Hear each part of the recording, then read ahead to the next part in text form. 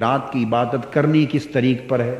تو میں چاہتا ہوں جو طریقہ بتا رہا ہوں معمول بنا لیں اس طریق پر رات گزارنے کا۔ عام یہ ہوتا ہے کہ بس ساری رات آئے، دیر تک نعت خوانی ہوتی رہی، پھر خطابات ہوتے رہے، آخر میں کچھ نفل ہوئے اور گھروں کو چلے گئے۔